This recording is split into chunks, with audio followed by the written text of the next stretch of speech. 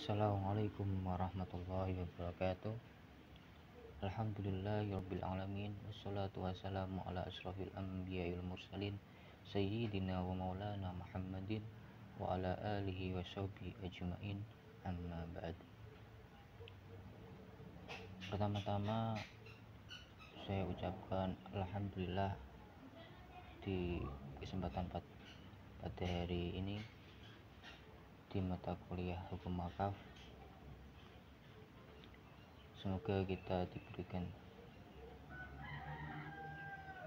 oleh Allah rahmat, taufik dan hidayahnya. Langsung saja, di sini saya akan memaparkan pengelolaan dan pengembangan harta benda wakaf. Bagaimana pengelolaan dan pengembangan harta benda wakaf itu? Namun sebelumnya, di sini saya akan mendiskusikan wakaf itu apa. Wakaf adalah perbuatan hukum wakif untuk memisahkan dan menyerahkan sebagian harta benda miliknya untuk dimanfaatkan selamanya dalam jangka waktu tertentu sesuai dengan kepentingannya, guna keperluan ibadah dan kesejahteraan umum menurut syariah. Kemudian harta benda wakaf. Dalam peraturan PWI Badan Wakaf Indonesia nomor 4 tahun 2010 tentang pengelolaan dan pengembangan harta benda wakaf, pada pasal 1 menerangkan sebagai berikut. Harta benda wakaf adalah harta benda yang memiliki daya tahan lama atau dalam jangka panjang, serta mempunyai nilai ekonomi menurut syariah yang diwakafkan oleh wakif.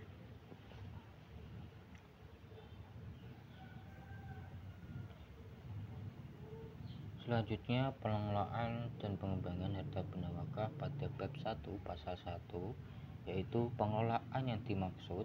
Pengelolaan dan pengembangan harta benda wakaf adalah proses memproduktifkan harta benda wakaf, baik dilakukan oleh nazir sendiri atau bekerjasama dengan pihak lain untuk mencapai tujuan wakaf.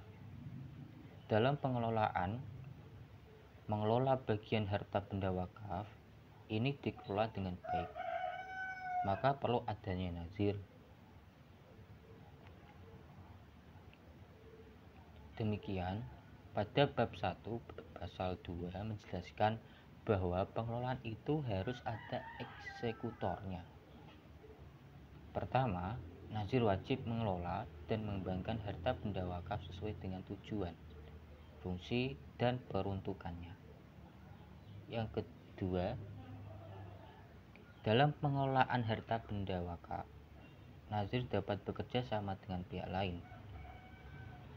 3. Dalam pengelolaan dan pengembangan harta benda wakaf, nazir mendapatkan imbalan dari hasil bersih atau pengelolaan dan pengembangan harta benda wakaf yang besarnya tidak melebihi 10%. Keempat, ketentuan lebih lanjut tentang remunerasi nazir akan diatur dalam peraturan PWI sendiri. Nah, itu yang perlu diingat dan perlu ditekankan untuk mengelola harta benda wakaf ini. Kemudian di pasal 3, di bab 3 pasal 2 dilaksanakan sesuai dengan prinsip syariah dan peraturan perundang-undangan. Di bab 7 pasal 1 tentang harta benda wakaf itu yaitu wakaf uang.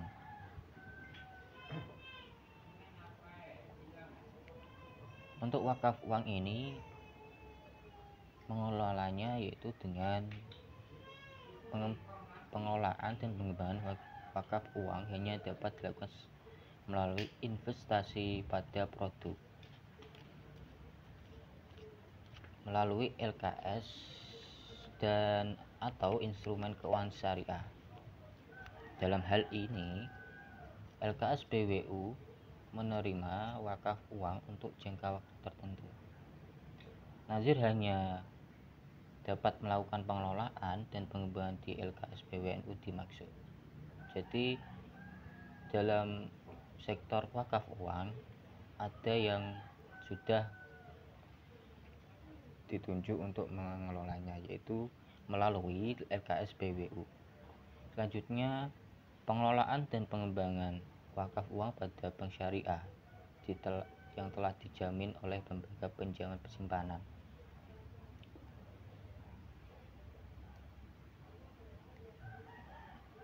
Kemudian penyaluran manfaat hasil pengelolaan dan pengembangan harta benda wakaf. Dalam pendistribusian harta benda wakaf haruslah dengan melalui menerapkan manajemen yang bagus. Dalam hal ini, peraturan BWI tentang tersebut pada bagian pasal 8 yang pertama, penyaluran manfaat hasil pengelolaan dan pengembangan harta benda wakaf harus sesuai dengan peruntukannya. Penyaluran manfaat hasil pengelolaan dan pengembangan harta benda wakaf dapat dilakukan secara langsung dan tidak langsung. Penyaluran manfaat hasil pengelolaan dan pengembangan harta benda wakaf secara langsung sebagaimana dimaksud pada ayat 2 tadi adalah program pembinaan dan pemberdayaan masyarakat yang secara langsung dikelola oleh Nazir. Yang keempat, penyaluran manfaat hasil pengelolaan dan pengembangan harta benda wakaf secara tidak langsung sebagaimana dimaksud pada ayat 2 tadi adalah program pembinaan dan pemberdayaan masyarakat melalui kemitraan dengan lembaga pemberdayaan lain yang memenuhi kriteria kelayakan kelembagaan dan profesional. Jadi dalam hal penyaluran manfaat hasil harta benda wakaf yaitu sesuai dengan peruntukannya.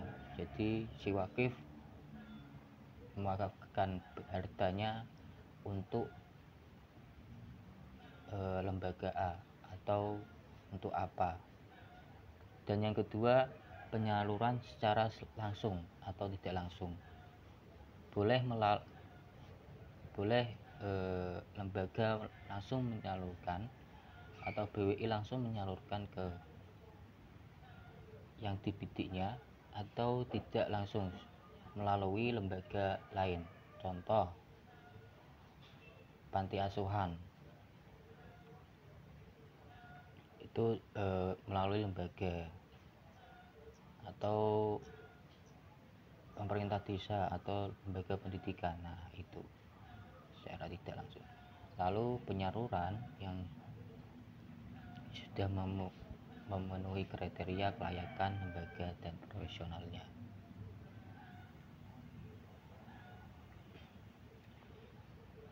Dalam hal penyaluran dan manfaat pengelolaan secara langsung yang saya tadi sebutkan, hal yang pertama harus ditekankan ialah dapat dilakukan apabila memenuhi persyaratan.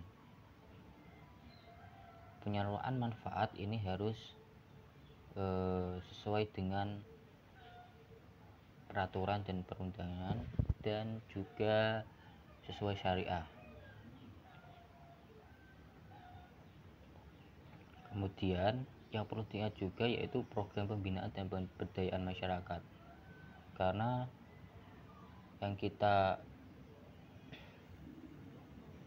yang harus kita ingat bahwa harta benda wakaf ini ialah harus dikelola dengan baik, terutama dalam hal pemberdayaan masyarakat dan pembinaan. Dengan melihat beberapa poin yaitu tepat sasaran, berdampak pada pengurangan kemiskinan dan pembuka lapangan pekerjaan, program kesinambungan dan pendorong kemandirian masyarakat. Lalu diantaranya program sosial dan umum berupa pembangunan fasilitas umum antara lain jembatan. 2. Program pendidikan pendirian sekolah dengan biaya murah untuk masyarakat tidak mampu, dan pelatihan keterampilan. 3. Program kesehatan, yaitu pengobatan masyarakat miskin dan penyuluhan ibu hamil dan menyusui. Lalu 4. Program ekonomi, berupa pembinaan dan bantuan modal usaha mikro, penataan pasar tradisional, dan pengembangan usaha pertanian dalam arti luas. Yang terakhir yaitu program dakwah berupa penyediaan dai dan mubalik, bantuan guru, bantuan bagi imam dan marbot masjid. Di bagian ketiga, secara tidak langsung, pengelolaan dan pengembangan harta benda wakaf disalurkan melalui lembaga pengelolaan zakat seperti lazismu, dan yang lain-lain. Baitul Mal, lembaga kemanusiaan nasional, lembaga pemberdayaan masyarakat nasional, yayasan, komunitas, organisasi kemasyarakatan, lembaga lain baik skala nasional maupun internasional yang melaksanakan program pembinaan dan pemberdayaan masyarakat sesuai dengan syariah dan peraturan perundang-undangan. Lembaga-lembaga sebagaimana dimaksud pada ayat 1 harus memenuhi persyaratan memiliki kelengkapan legal formal, lembaga, yayasan, dan lembaga sebagainya yang tadi saya sebutkan. Kedua, paling kurang lebih beroperasi selama 2 tahun, memiliki pengurus yang tidak tercela, menyertakan laporan audit independen dalam 2 tahun terakhir. Yang terakhir, memiliki program yang jelas dan memberikan dampak positif secara luas. Nah, ini semoga saja wakaf di Indonesia menjadi sorotan dunia dalam hal pengelolaan dan pengembangan pemberdayaannya. Selanjutnya sedikit saya laporkan di tahun 2005 dan 2004 laporan keuangan wakaf. Kita bisa lihat di sini yaitu dana wakaf yang keluar berapa, untuk apa, dan sumbernya dari mana, penggunaan dana apa tadi, dan jumlah saldo awal dan saldo akhir. Nah, ini jadi jelas. Untuk dalam hal pengelolaan dan pengembangan harta benda wakaf, perlunya yaitu laporan keuangan wakaf, karena ini adalah barang titipan, maka perlu diingat juga amanah yang harus tetap dilaksanakan dengan baik.